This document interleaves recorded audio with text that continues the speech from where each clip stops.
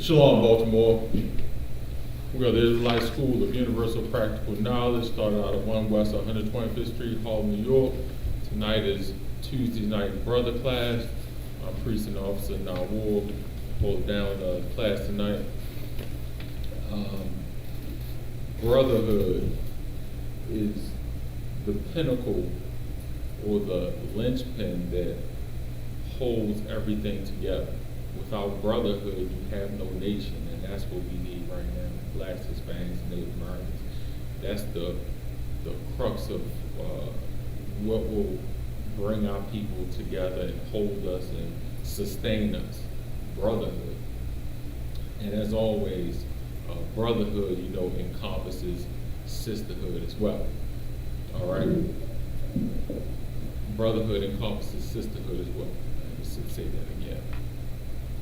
So when you extend brotherhood, that has to also extend down to your wives, or if you say your family members.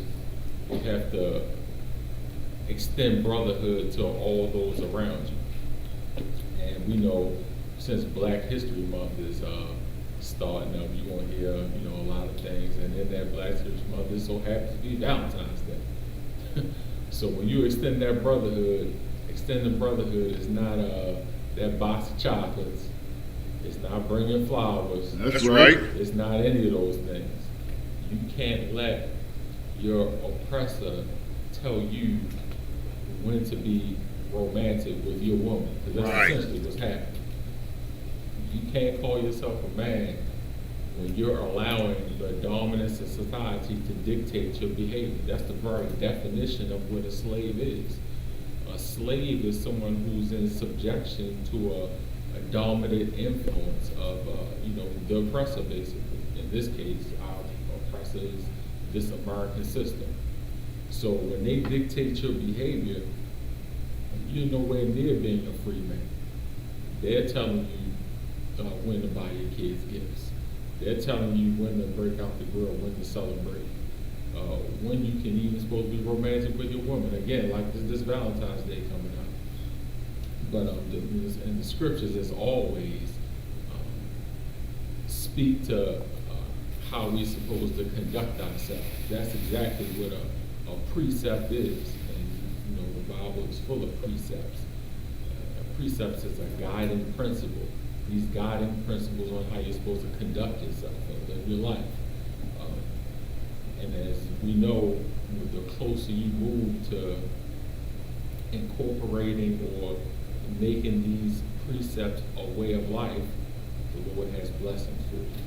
When you move away from them, you move closer to death and the punishments and judgments that come along with those. So let me get 1 John 4:20 so I can get a chance.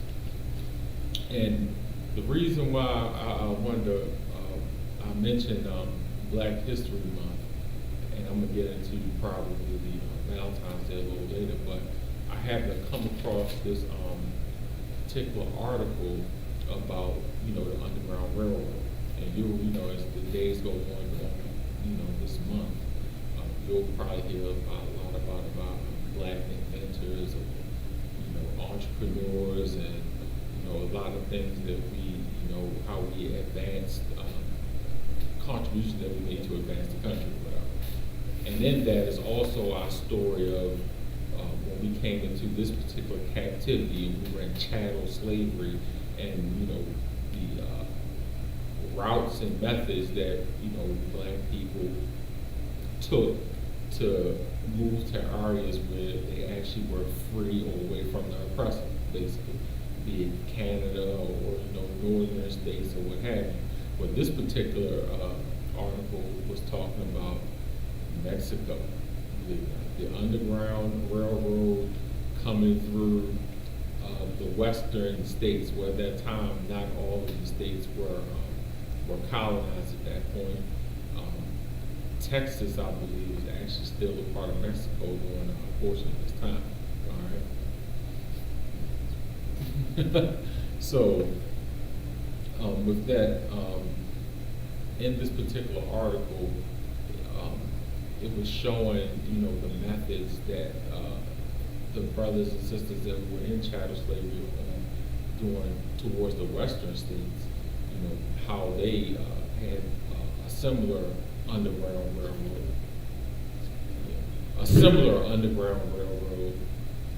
and to gain their freedom or try to escape to a better way of life. You got that on the article? Come on, sir. And this is most of these articles I usually pull from the History Channel. So if you wanted to find them or look them up, they're freely available on the internet or the History Channel as a website. They have a lot of great articles and have listed there. Go ahead. History stories. The little-known Underground Railroad that ran south to Mexico. The Underground Railroad ran south as well as north. For enslaved people in Texas, refuge in Canada must have seemed impossibly far away. Fortunately, slavery was also illegal in Mexico. I want to cite that slavery was outlawed in Mexico during this time. It was illegal, so if you stepped foot on Mexican soil, you were basically, free from the oppressor unless, the slave catchers came to, or, what we now know as the modern day police. Back then, the slave catchers, they would come to Mexico and try to snatch you and bring you back if they were able, but usually once you made it to Mexico, fine, you pick up some, blend in with the, local people there and you're good to go. So like the scriptures say, we literally spread to the four corners of the earth. Go ahead. Researchers estimate 5,000 to 10,000 people escaped from bondage into Mexico, says Maria Hammock, who is writing her dissertation about this topic at University of Texas at Austin. But she thinks that the actual number could be even higher. These were clandestine routes, and if you got caught, you would be killed and lynched. So most people didn't leave a lot of records, says Hammock. So I'm going to say that, their estimates, I guarantee you, they're grossly underestimated. I can almost tell you that a lot more people escaped rather than remain in America and face that hell. What would be the difference if you're going to stay here and die? You might as well die at least trying to be free or trying to gain your freedom. And, believe it or not, war is being waged on us right now. Right. And your very lives is at stake. But our oppressor, being the subtle beast that he is, he's not going to come at you face to face and declare war. He's gonna be circuitous, or he's going to come about you in a roundabout way. It's not going to be direct. It's going to be indirect. So for instance, abortion, that's a way of murdering you from the womb. But they present it in a way where the circumstances seem to benefit you on the surface, when underlying, you're wiping out a whole nation of people. The illegal drugs, brothers, placed in economic conditions, and believe me, that's no accident. It's no mistake of, wow, I guess the only way I got to, make a life or feed myself or have anything, any type of prominence or wealth or, anything of substance monetarily, I guess the only thing I have to do is, sell these pills. That's not an accident. That was put there for you to not only destroy yourself, but to destroy all those around you. If you get enough people to do it, again, it's another method of which you can destroy a whole people. And then plan on top of plan.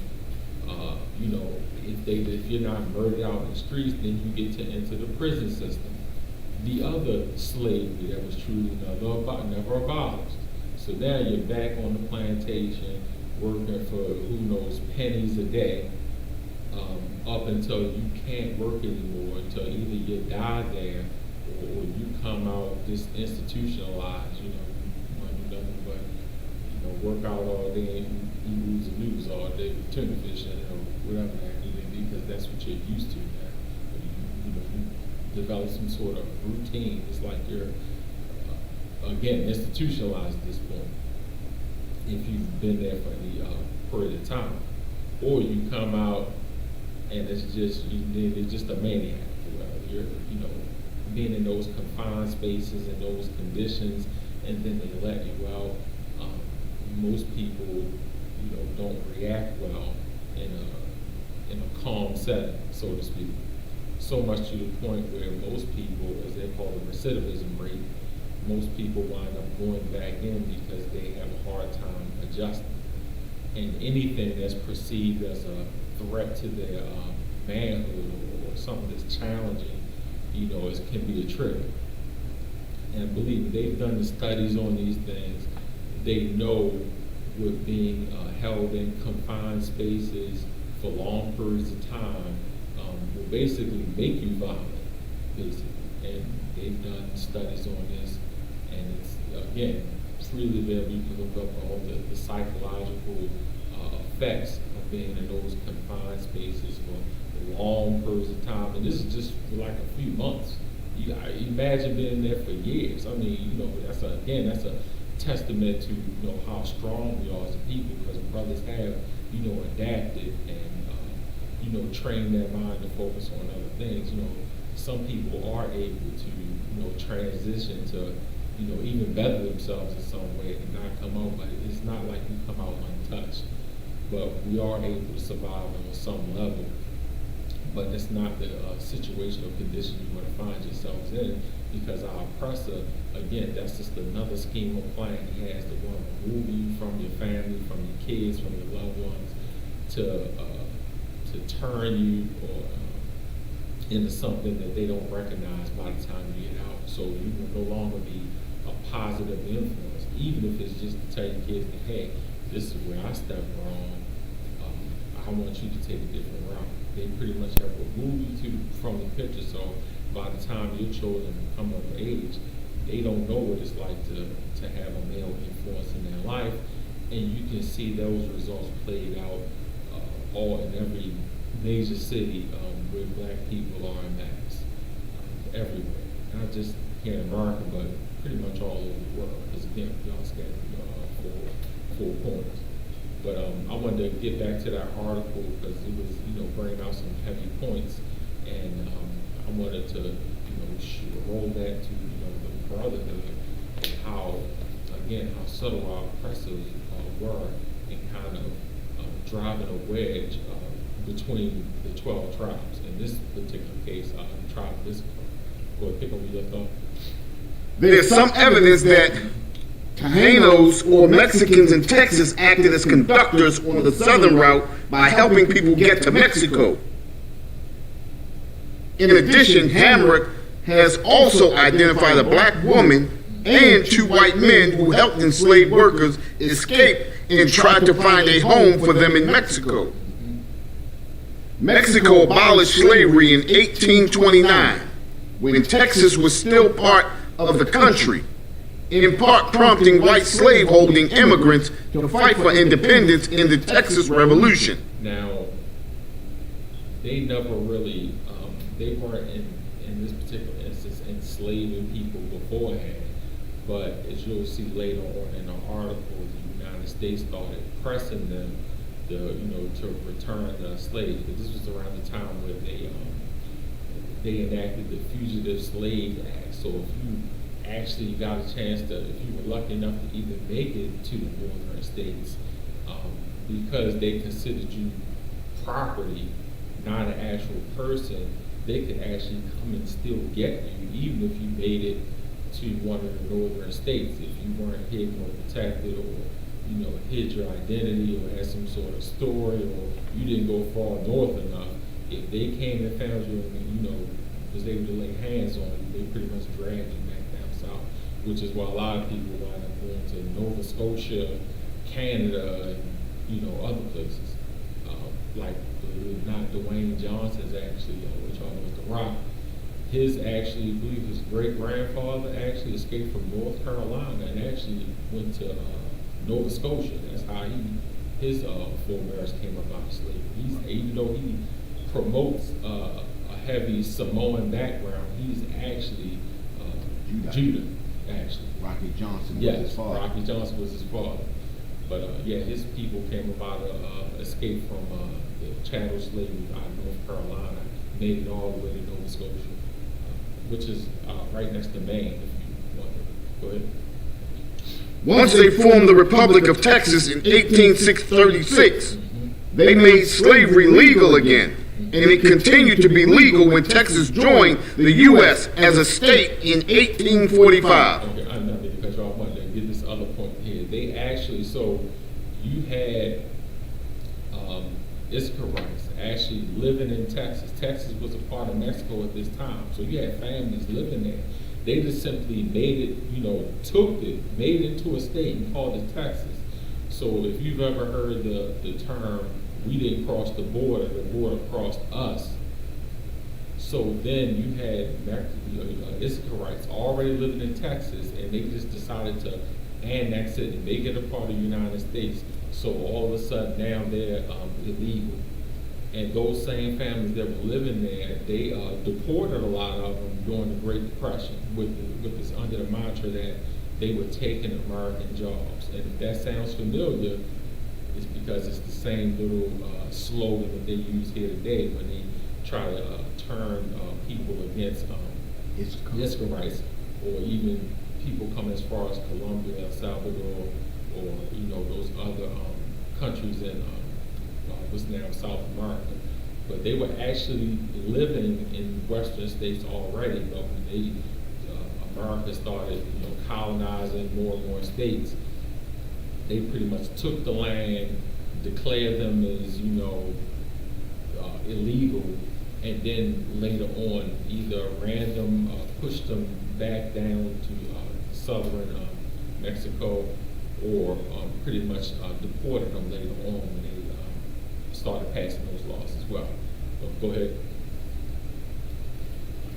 Enslaved people in Texas were aware that there was a country to the south where they could find different levels of freedom through indentured debt servitude existed in Mexico. It was not the same as chattel slavery. Hammock has discovered one runaway named Tom who had been enslaved by Sam Houston. Houston was a president of the Republic of Texas who fought in the Texas Revolution. Once Tom got across the border, he joined the Mexican military that Houston had fought against. Fugitive enslaved people got to Mexico in many different ways. Some went on foot, while others rode horses or snuck aboard ferries bound for the Mexican ports. Stories spread about enslaved people who crossed the Rio Grande River, dividing Texas from Mexico by floating on bales of cotton. Now you know how much you want to get away anytime you want to float a bale of cotton in the Rio Grande to get away from this devil. I mean, by any means, hook or crook, whichever way you can, by any means. I mean, basically risking your life the same way that Sprite Brothers are now coming to this particular country, escaping the cartels and the massive poverty. Again, this particular oppressor is very sneaky, and again, sometimes those particular economic oppression, I would say, they cause that because we now have a global economy. We basically, the United States does not produce enough food or raw materials to produce everything that we need that here is consumed here in this country. So one of the particular things that's produced in Mexico and other Middle Eastern countries is your drugs. But they created the demand for those. And believe it or not, there's no way with the surveillance technology and everything that with the planes and the spy blimps and the drones and the technology, the only way that you could get any type of drugs or illegal material, be it guns or anything, into this country is if they just turn a blind eye to it. At the very least, they're passively complicit. At the very least, but I would venture off to say that they're very active and acting participant. And if anybody knows about the Contras or the Iran Contra scandal, where Reagan actually funded a war, he couldn't get it through Congress, couldn't get through funding that way, so they pretty much allowed them to flood the ghettos with drugs and then take the money to buy arms for the Contras to fight proxy wars. And as you know, proxy wars is pretty much the way how the United States fights today, not directly, but what they'll do, they'll find a group of rebels or any dissident group that's favorable to the United States, and they'll funnel them money and weapons to overthrow or to oppose a particular government or people that they disagree with. So that's how they fight their wars now, through other people, proxy wars, as they say. So this was another one of those proxy wars where they wanted to fund them to fight these wars. In the meantime, they funded it by flooding the ghettos with drugs. So again, so now you had this built-in market, because this is fresh off of I believe Vietnam, and there they would shoot people up with heroin and what's the other drug that they give you when you like get your leg blown off or something like that? Opium? No, not opium. They still use it now in small doses. Well, anyway. It was the heroin was what you heroin was one, but it's another one they still use now. Well, anyway, that's where a lot of your drug addicts came from. So they came back. That market was built in because you already had people who were already familiar with the drugs, which you could readily get available there, and then you come back here. So that's where your market came in, and then people are very social, so other people get introduced to it, and the market grows, and then you already have a depressed people, and again, supply and demand. That's economics. That's just basic economics. So they already knew they wouldn't have any problem, pushing the product and getting the money to fund their proxy war, so to speak. So to make a long story short, years and years of people being economically depressed through trade, because the United States is very powerful when it comes to trade. So you can pretty much cut a country off, and so if you cut a country off and they start to lose jobs, and the people who live there have no means to feed themselves. So again, you create this demand where you can go into the hills and the jungles and they take these plants, produce these drugs to sell to the Americans. So over here, we're consuming and killing each other over the drugs, and over there, they're fighting over, the manufacturing of the drugs. So again, you have Isupk rights, you have the natives, First Nations, and you have the Unites all killing each other, by this unseen hand, so to speak.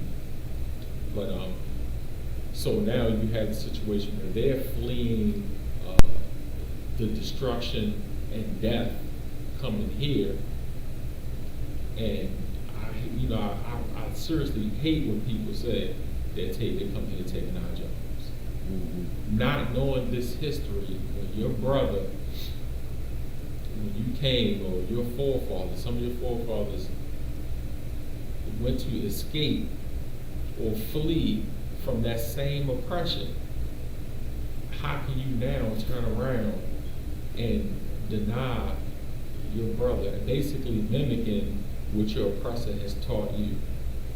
That's essentially what it is. Because that's the same slogan that they used back in the day when they wanted to deport, when they was taking over Texas. They said, hey, we got to deport them and get rid of them.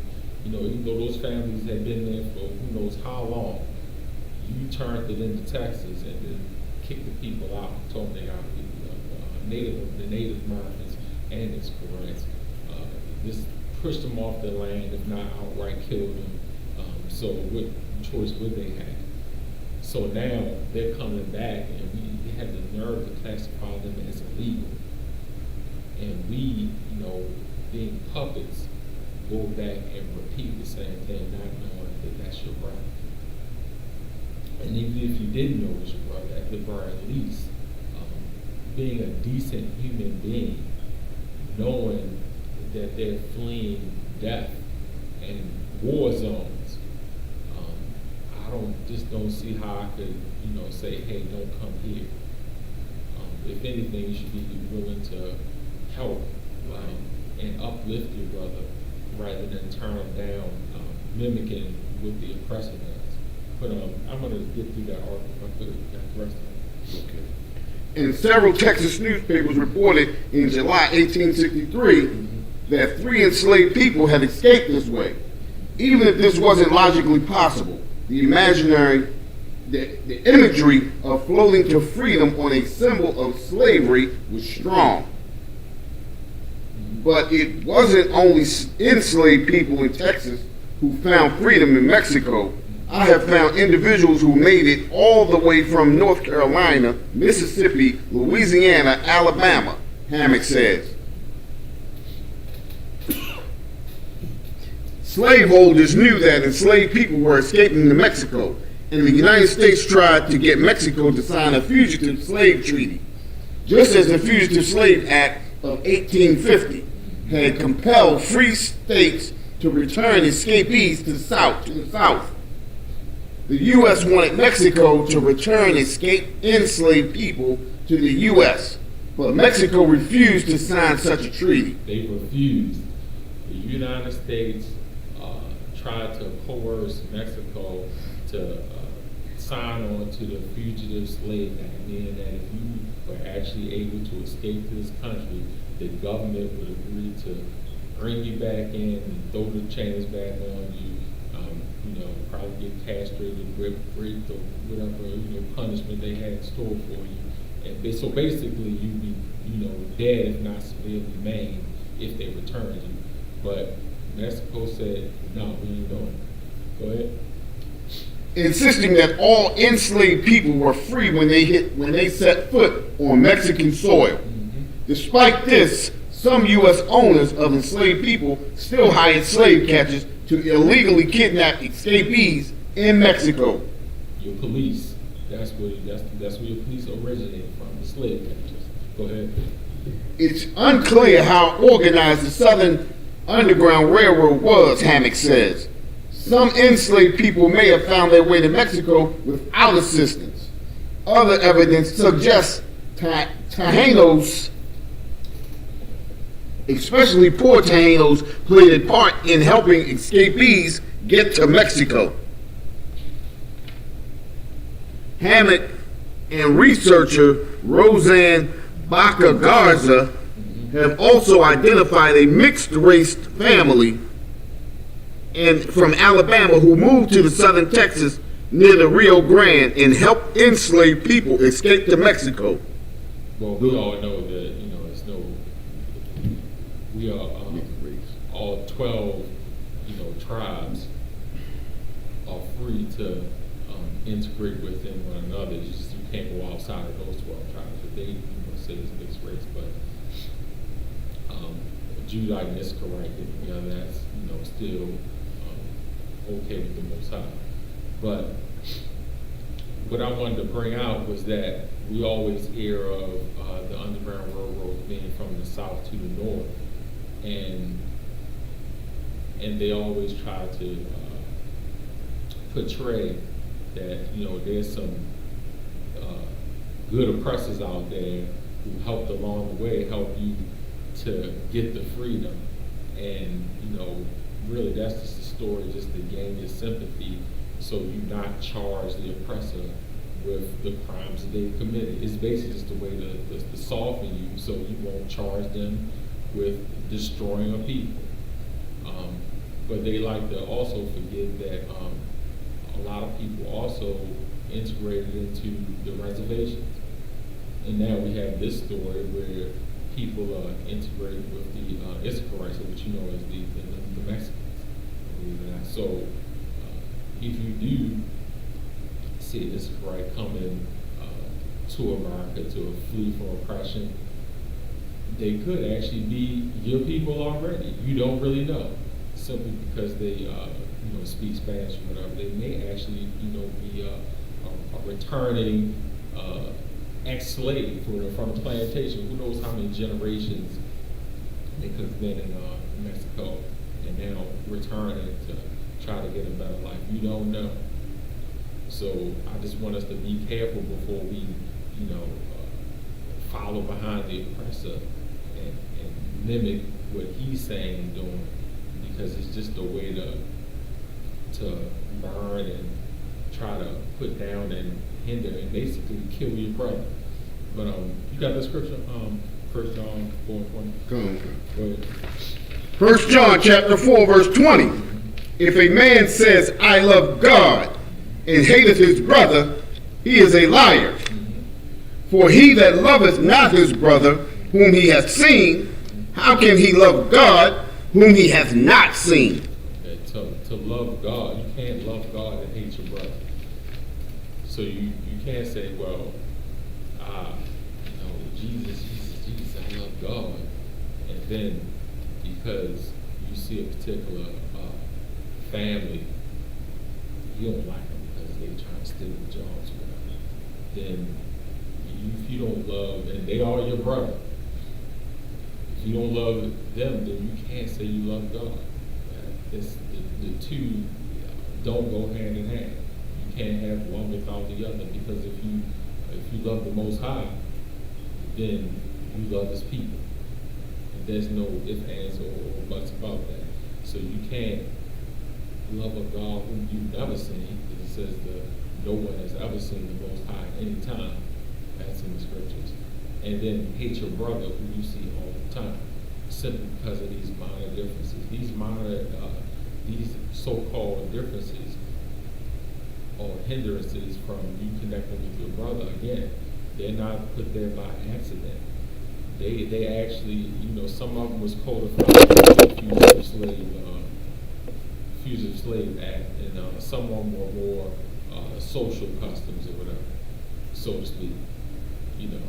Where, and you'll see that played out where you see people who are have a more, I guess, lighter complexion may receive better treatment. That's where you get the term house Negro and field Negro. Right. Because they were more palatable or acceptable.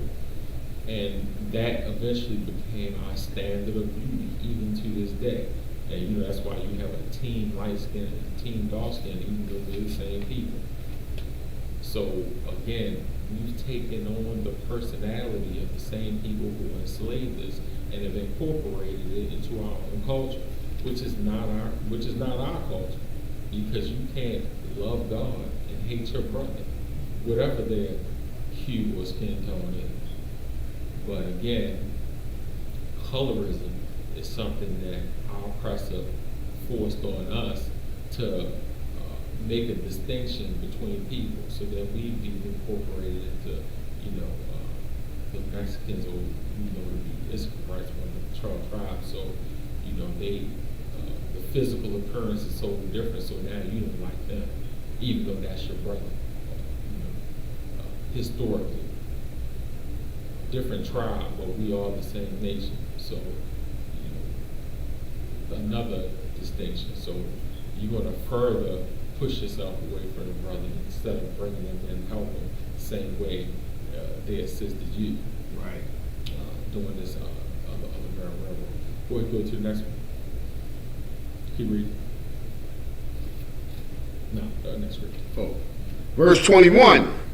And this commandment have we from him, that he who loveth God loveth his brother also. Exactly. So if you love the Most High, then you love your brother also. And what you would want for yourself, you want that for your brother. So, we want to get this oppressor off our backs. You want to be feel free to raise your family and have your kids grow up in a society that you can feel proud of. But the only way you can do that is to separate from your oppressor, because that is the puppet master that's pulling these strings from behind the scenes. they're the one who's having, created the market for these illicit drugs. They're the ones, they're the one of the greatest manufacturers of all these weapons and guns. The black people don't manufacture guns. Right. We don't have no poppy fields. You know, we don't have fields and fields of coca leaves. We don't have that, but somehow, you know, I can step right outside this door and, you know, walk a few blocks, and it's freely available at every turn. Why is that?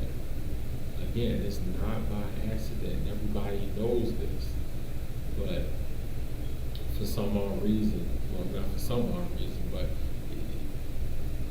we don't see the connection. But that's why we're here to show you the connection. Is that when you move away from these scriptures, away from these precepts, away from these laws, statutes, and commandments, you get these curses. Right. And that was one of the many curses that's been placed upon us. And the further we step away, the more we will be punished like any good father. If you have children, you know, you don't, to spoil your kids is to ruin them, basically. You can't have structure and discipline and expect to have the child become a productive adult, at least not one that can function on their own. So what you do, you incorporate laws to give them structure, to show them how to live, to show them, okay, this is the good way to go that'll bring you prosperity, and this is, I'm going to punish you to show them what you did was wrong, so you won't hurt yourself, the family, or others around you. And then you teach that to your family when you get one. Well, the Most High, would you expect anything different? He set up these particular scriptures to show you, to guide you, to show you how you're supposed to live. And like any good father, when you break the rules of his house, judgment or punishment then ensues.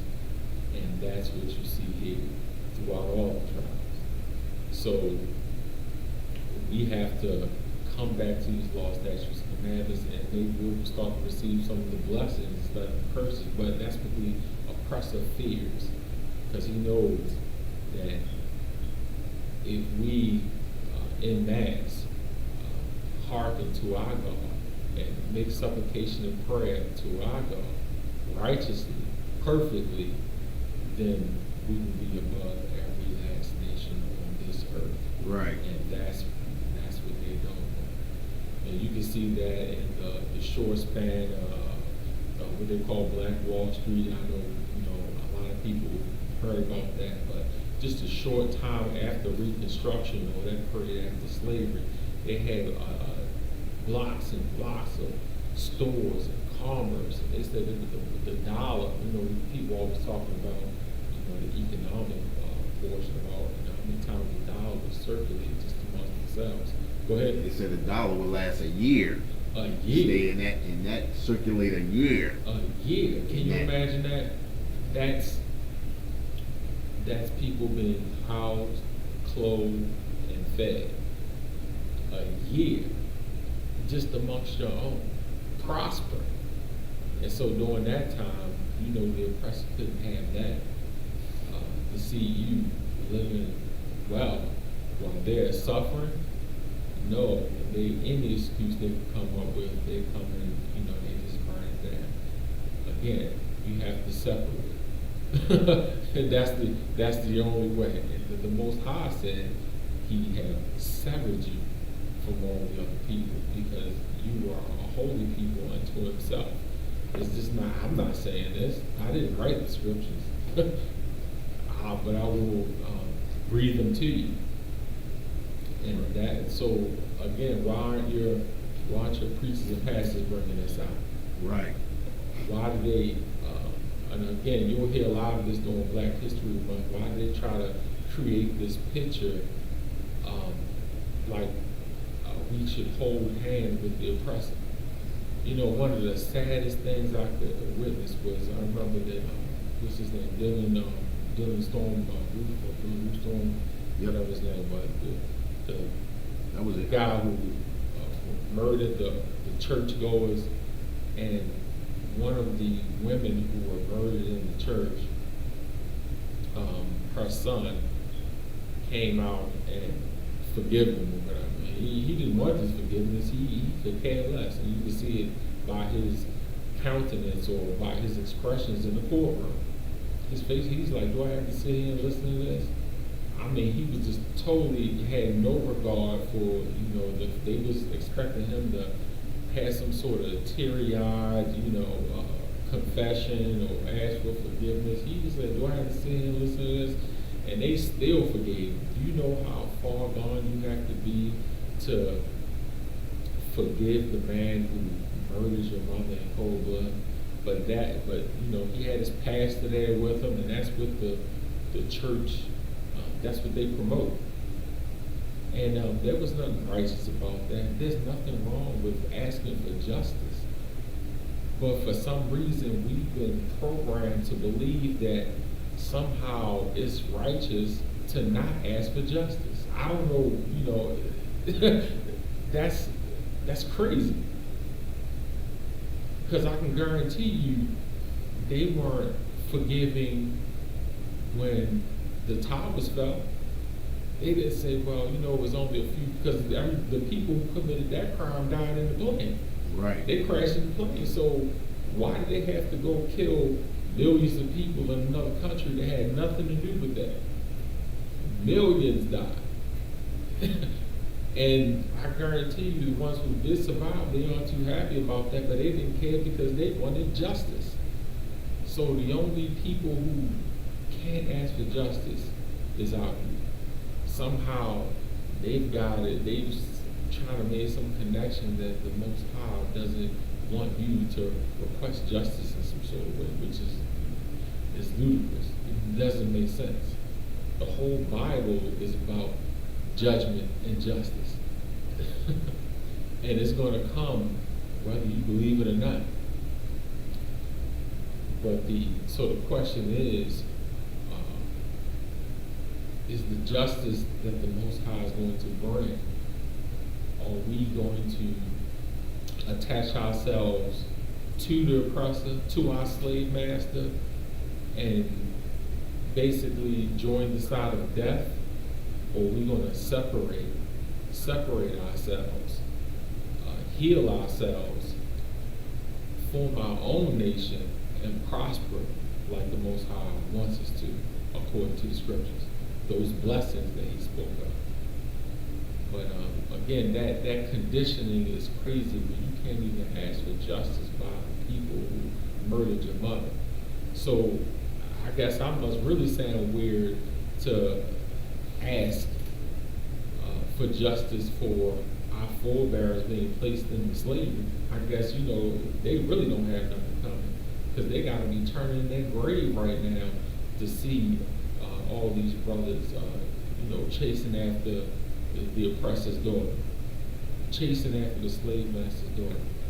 Your people, imagine that brother who was whipped, castrated, and hung. Your forefathers, coming off the plantation, survived. You're here because they endured that punishment. You're here because they endured the insults, they endured the rape, they endured the murder, the maiming, or whatever other punishments or cruel punishments the slave master could devise. You're here because they endured that.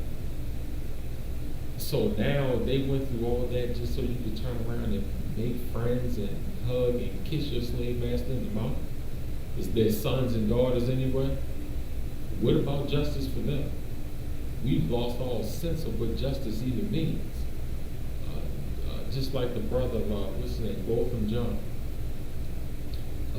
He should have separated. I wish he had heard this message and known that no. I know it's, probably more nice or seems to be better to go live next to the slave master. But as you can see, they don't want to live near you, so why do you want to live near them? I would prefer to live next to my own people in the condition they're in, and help raise them to a different level of consciousness and righteousness, rather than to live in some perceived well-to-do neighborhood just so I can be next to the oppressor. And it cost him his life. In his own apartment, eating a bowl of ice cream, this oppressor burst in and just murders him. And then to have your brother come to the courtroom and say he doesn't even want her to go to jail, gives her a hug. Judge steps down off the bench, hands her her personal Bible, and gives her a hug. While the bailiff is stroking her hair. We don't know what justice is. We've lost all desire for justice. Right. Which is sickening.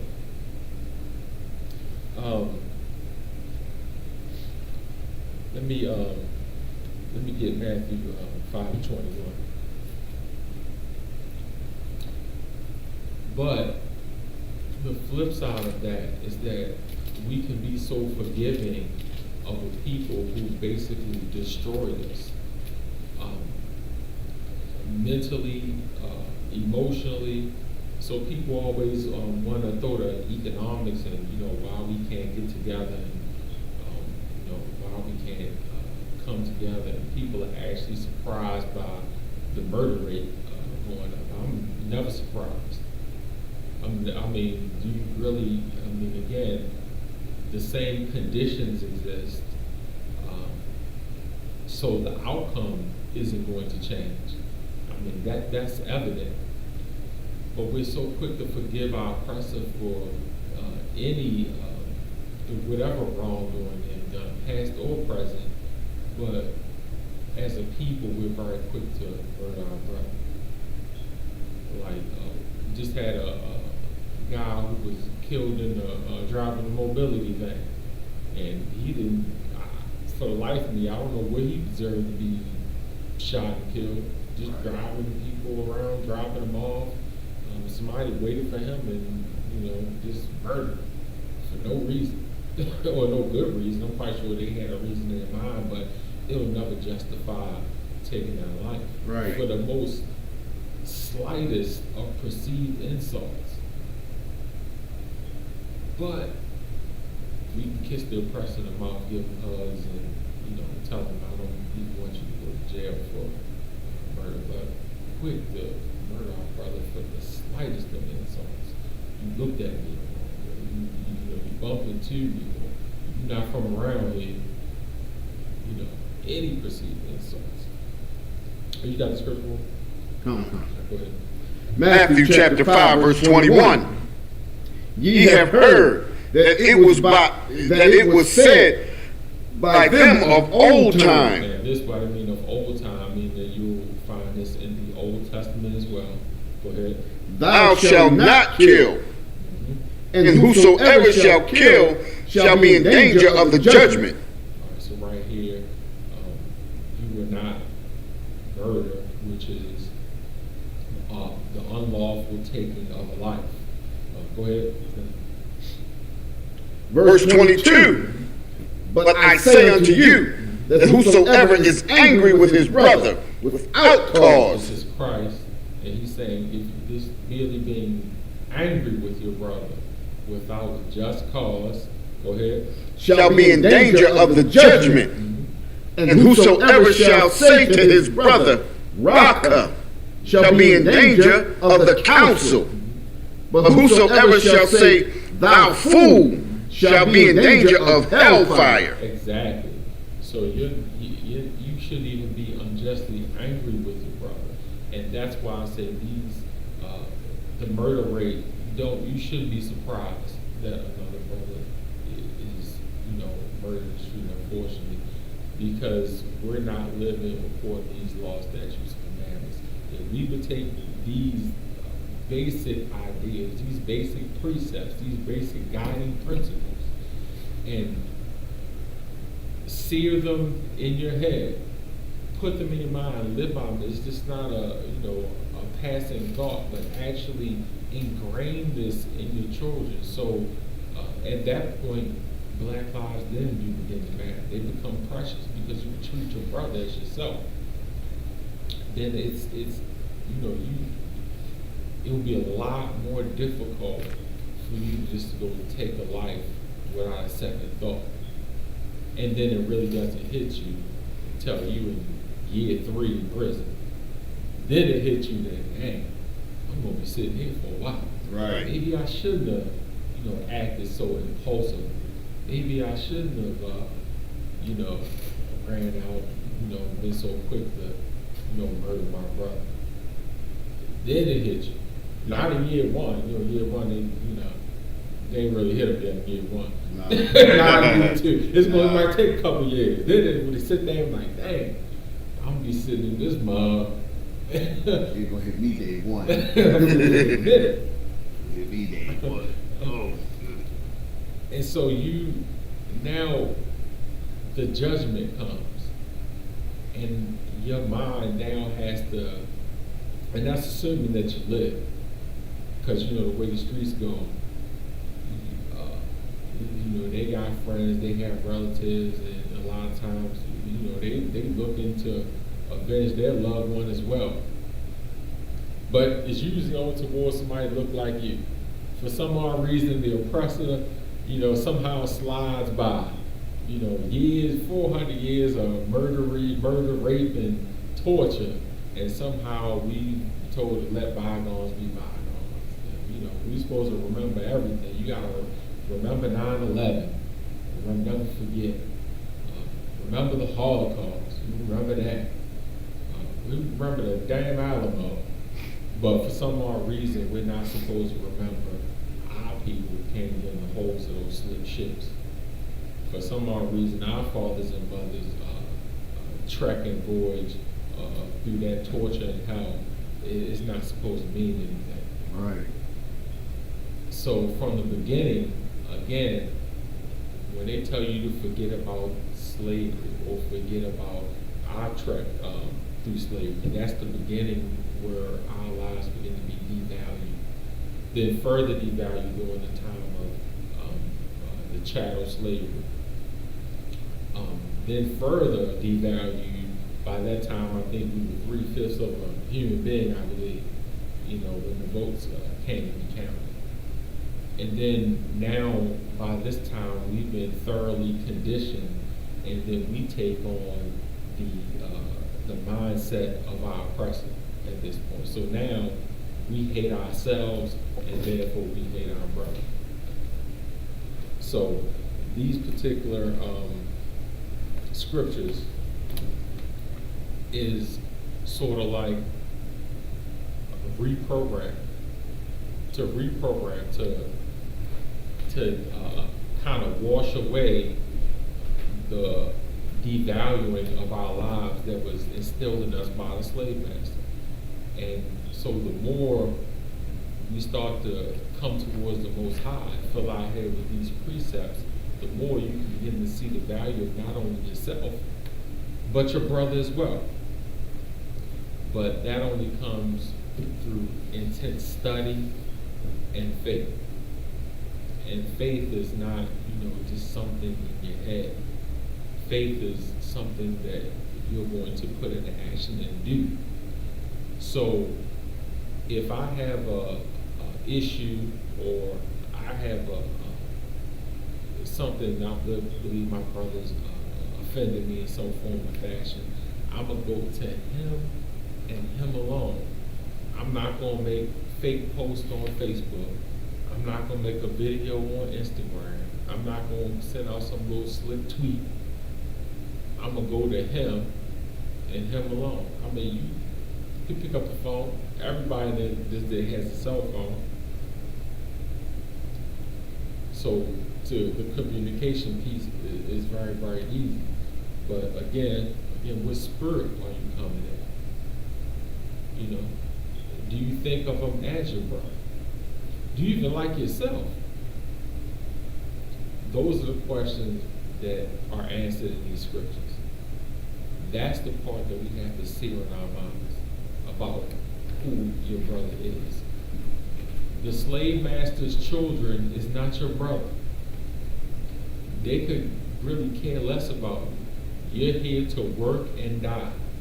That's it. That's why you were born here. And that sentiment has not changed. Make no mistake about it. If it has, if it actually did, if a change did take place, believe me, the Black Lives Matter mantra or slogan would not be needed. Black Lives Matter shouldn't even exist during this day and time. But the fact that it does tells you. And if you go back and look back, you know, again, Black History Month is coming around, and you start to see, you know, the civil rights movement, some of the same signs and slogans that they were holding in 1963, I saw during the Black Lives Matter rally. And you see the police presence, the show of force that they did just by black people holding signs. You're not even allowed to hold a sign. You're not allowed to take a knee. You're not allowed to express displeasure of watching your brother be murdered on film. Because for that, you have to be chastised and ostracized. But the oppressor, they can storm the Capitol. They can actually run up in the powers of government, storm the Capitol, sit on Nancy Pelosi's desk, take pictures, because they feel like this is their country. They're free. Put it on Facebook for the world to see without a care in the world, because they know that this place and these laws belong to them. So you can't take on the mindset of the oppressor. You can't take on his ways. His ways are not your ways. And your ways should be the ways that the Most High set down for you. It's outlined in this book. You know, a lot of people talk about it, but the only place that I see these laws and statutes, commandments actually being lived out, it can only be found in the Isupk. If it wasn't, I wouldn't be here. I'll tell you that straight up. Straight up. Isupk is the only place that's actually living out these laws, statutes, and commandments. And that's real. So in the coming weeks, another way we're following our oppressor is this Valentine's Day coming up again. I didn't want to, let this night go by without bringing that up. I know you probably gonna hear a lot if you watch any Isupk videos, you're gonna hear, but I had to get mine in there too, so. Yeah. So, wanted to get a little history on Valentine's Day. As you know, the particular Christian church basically has nothing to do with the Bible. And this is another example of that, actually.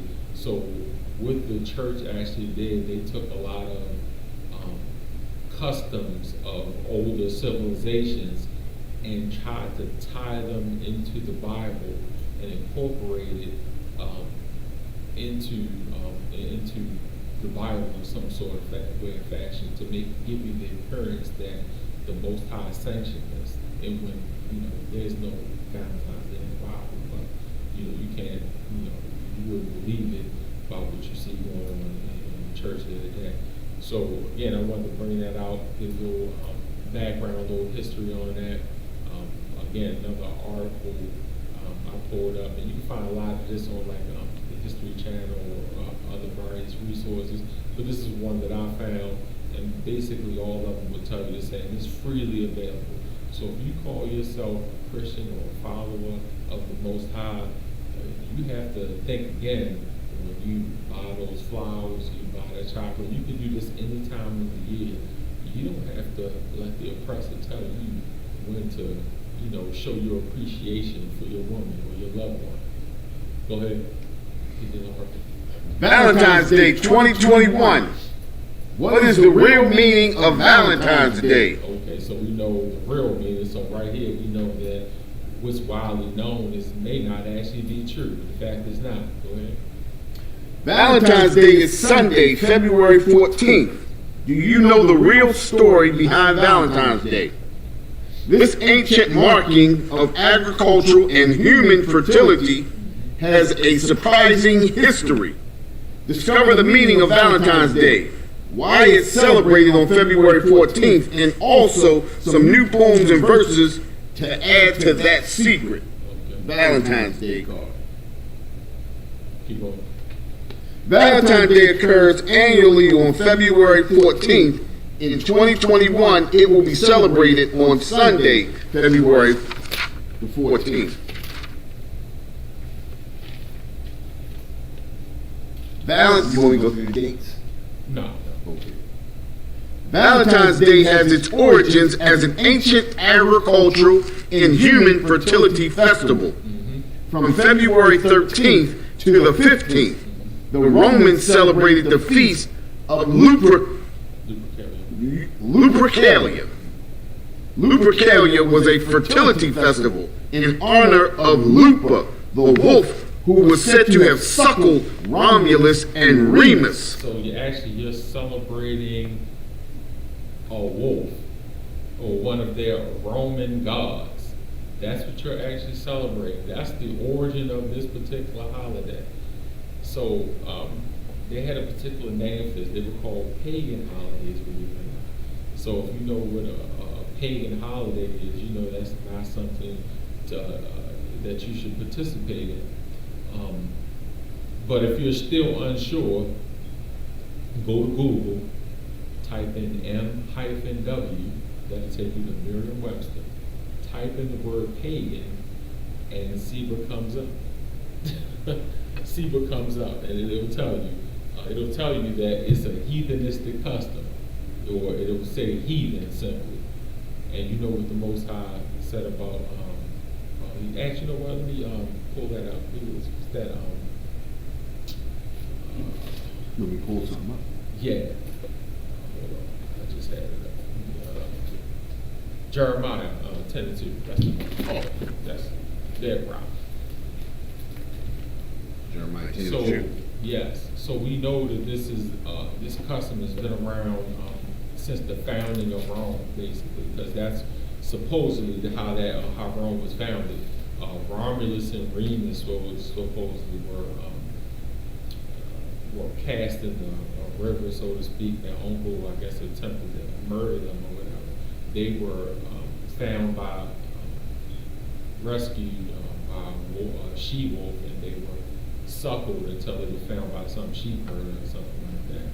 And they proceeded with this particular festival, Lupercalia, even by the cave where they were supposedly suckled.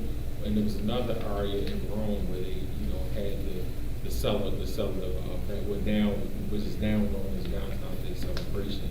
So it's been around since its inception, pretty much. So Valentine's Day has nothing to do with the Most High or the Scriptures. It's not found as one of his feast days. So when you take your woman out to dinner or for Valentine's Day or whatever, the Most High is not there. He's not sanctioning it. And actually, you're saying you hate the Most High, basically, because it's against what he instructed you to do. You got the scripture? Come on, Comfort. Go ahead. Jeremiah chapter 10, verse 2. Thus saith the Lord, learn not the way of the heathen. Learn not the way of the heathen. So right there, anything that's classified as a pagan custom is the way of the heathen. I didn't write the Bible, and I didn't write the Merriam-Webster's dictionary either. But right there, you have it plain as day. There's no wiggle room around that. It's not, that was back then. The practices is not what you profess, it's what you practice and what you yield yourself to. That's what you make yourself a servant to. It's a God to you, basically, because that's what you're serving. So when you don't serve the Most High, you're actually serving a she-wolf from centuries ago. You're not a Roman citizen. You're not one of the oppressor's offspring. Right. So why are you honoring their gods and their customs? You have the God, the Most High God. That's why we call him the Most High, because there's no power above him. So why would you go to some secondary creation, some lesser thing, some foul thing, when the Most High said you are a holy people severed away from all other nations, holding to himself. When you take a minute to understand what that means, why would you want to settle for anything less? But let me go ahead and finish. Still got the article, right? You want to finish the scripture for you? Oh, that's good, right? That's one to get that part. Oh, okay. Whom founded the city of, let me start back over. Lupercalia was a fertility festival in honor of Lupa, the wolf, who was said to have suckled Romulus and Remus, whom founded the city of Rome in 753 BC, according to legend. This festival was also dedicated to Faunus, the Roman god of agriculture. So right here, it was two things: the she-wolf and the agricultural god. Read that part again. The festival was also dedicated to Phanos, the Roman god of agriculture. The Roman god of agriculture. So we know Exodus 20:3, one of the Big Ten. So all you Christians out there should know this one. Right. Thou shalt have no other gods before me. There's no other interpretation of that. That's not my own point of view. That's not my own perspective. That's plain and flat. Thou shalt have no other gods before me. So when you take on these customs and practices, again, you're serving other gods. He just read it. Serving other gods. Go ahead, finish it. This was a season to start sowing seeds and to hope for a fertile year of crops. The link between Lupercalia, fertility, and romance is evident in the festivities that occurred during the celebration. The Roman festival involved drunk young men running through the streets naked, women being smeared in animal blood, and unusual fertility rites. Ever heard the dating phrase, being hit on? In this case, men literally hit on women by whipping them with the hides of the animals they had just sacrificed. So we don't hit on women, we court them. Right. We court future ribs or wives. You go around and see even their mating ritual, so to speak, is violent. You gotta hit on women, you gotta beat the woman into submission, with some bloody, A wet belt. yeah, exactly. That's Go ahead. crazy stuff. Yeah. Apparently, many women were willing participants lining up for the festival, believing this would make them fertile. Young men also drew the names of the women from a jar. The couple would lie together during the festival in an effort to conceive. When the Roman Empire became Christian, it evolved into a Christianized form of the festival of Lupercalia. Exactly. They tried to Christianize a practice that most Christians still, and even non-Christian, people who don't even actually call themselves Christians, believe it or not. And if you ever wonder why the UBK, we always say, well, they just Christians, that's why.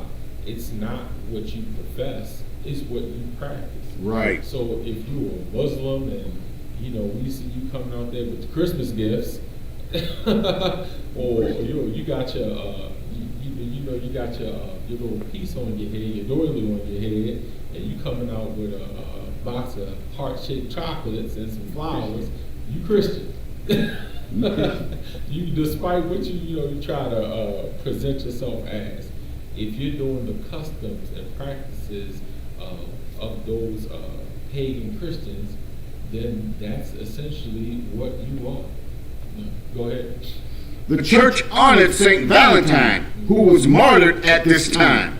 However, much of the marriage and fertility traditions from the old ways persisted.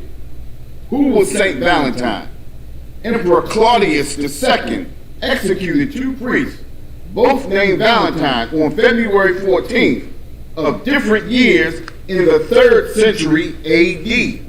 Exactly. So that's how long it's been going on. And you'll find a lot of this with the with the church, what they'll try to do, you see, different men named Valentine, they'll throw that in there, and then still have the practices of the whipping and the blood and the sacrifice to the fertility gods and the she-wolf.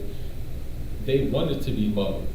That's no accident. They're not going to come out and tell you, well, we're going to try to mix it up. So if you don't feel comfortable with this portion of the celebration, you can just say, well, I'm honoring St. Valentine's martyr person.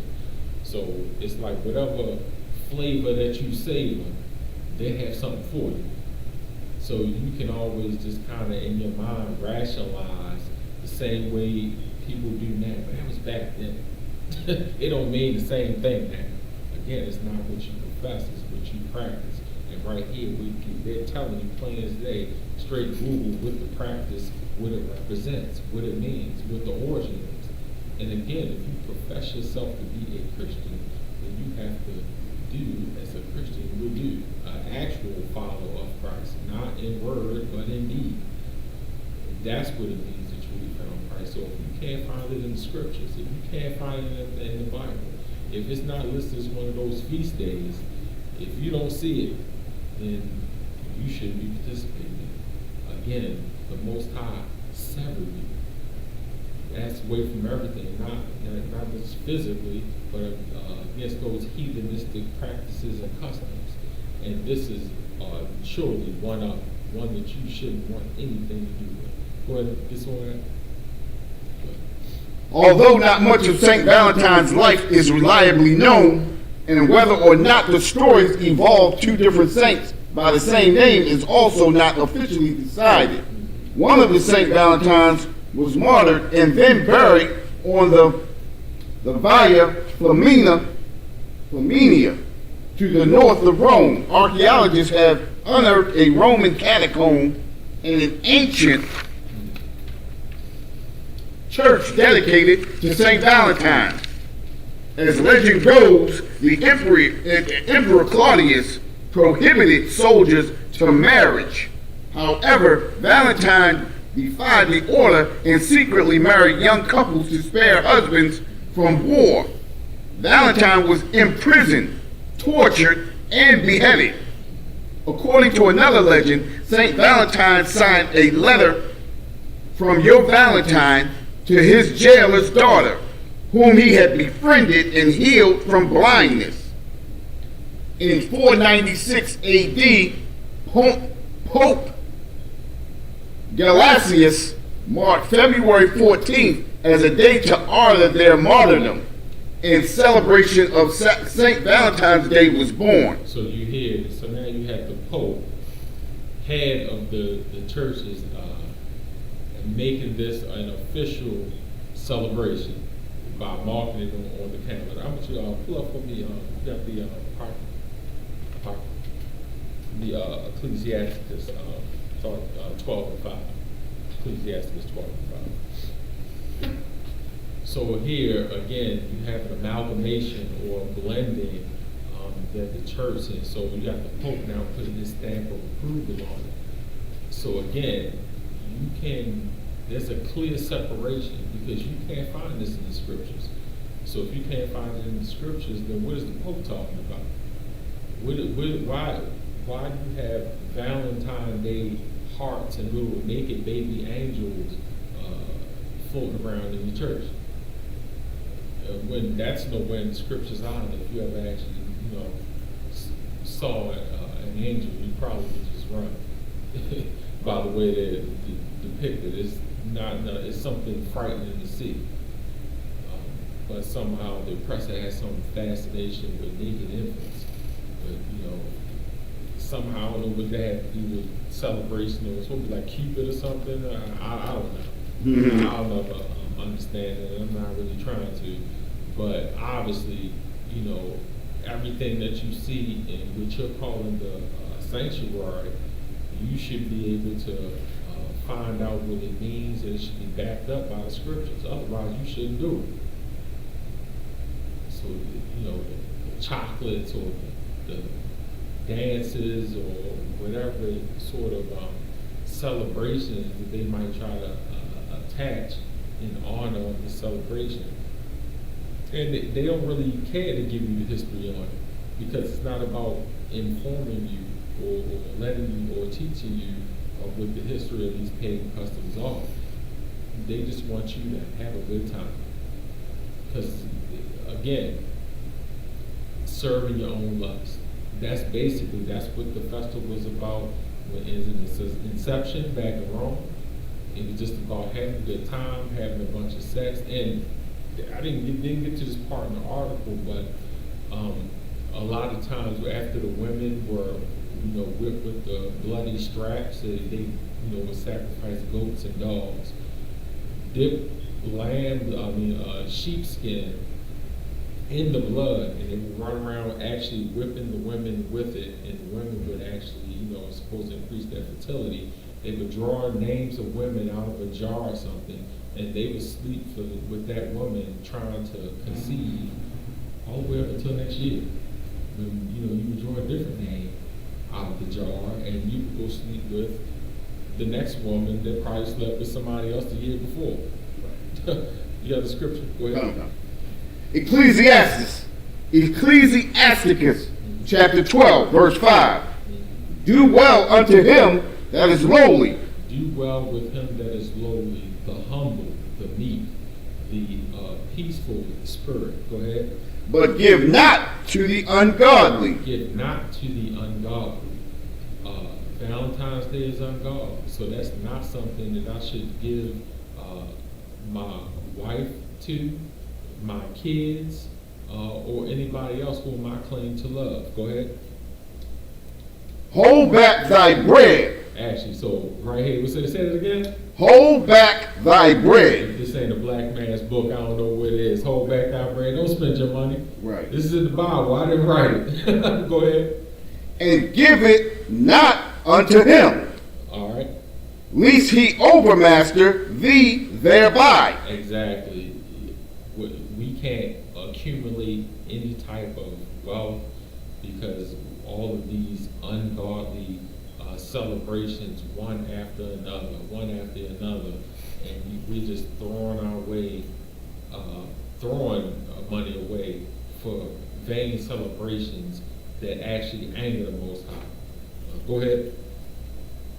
For else thou shalt receive twice as much evil for all the good thou shalt have done unto him. Exactly. The Most High will punish you twice as much for this.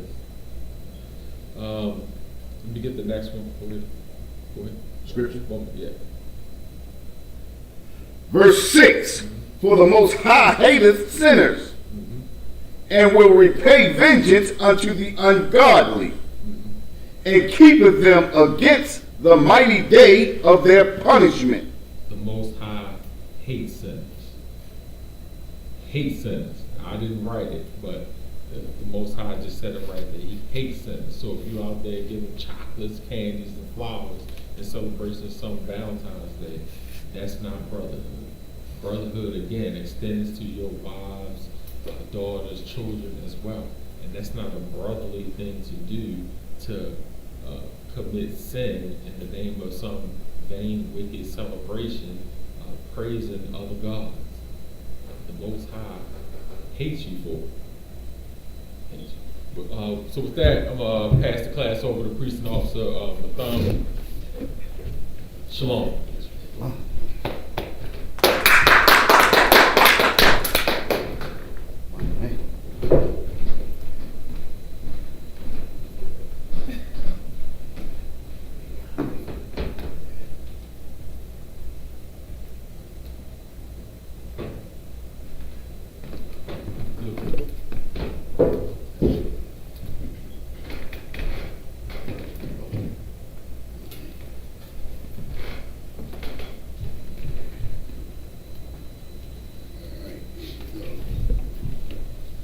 Security announcements. We are the Isupk out of 1 West 125th Street, Harlem, New York, under the commanding General Yohana. New rules for brothers and sisters. When a new brother or sister comes into the school, they are off limits for 6 months. They are to be saluted only. They are here to shed themselves of the word. After 6 months, if a brother or sister has an interest in a particular person, he or she must get permission from the head to speak to a brother or sister. There is another 6 months in which the brother or sister will get permission from the head to speak to a brother or sister. There is another 6 months in which the brother or sister will court each other. After this 6 month period, the brother or sister will get permission from the head to marry, tithe, which is a commandment. You can find this in Numbers 18 and 21 and Malachi 3, 8 to 10. It means tenth in the Hebrew and is pronounced ma'ashah. A tenth of every penny of any increase the Lord gives you, give to the treasury department or teacher. Priest fund, a free will offering for the priest, not mandatory. Whatsoever amount you would like to give, up and coming holy convocation. We have the Passover coming April the 24th, 2021. Get your Passover fees in and get yourself prepared for the Passover. Remind Akim and Aquakium to check on social media such as isupk.com, Facebook, Twitter, YouTube, and so on for ISUPK events and material. If a brother wants to be a trooper in the school, then he is to start wearing all black, which includes black boots, shirts, pants, headband, or scarf. And with that, we will give one courtesy salute to the teacher, men of Israel. A Majim Shabbat, a Majim Barak, Yahweh Shimi Hawashah Barakatah. Yahweh Shem Yahweh Barakatah. Yahweh class dismissed.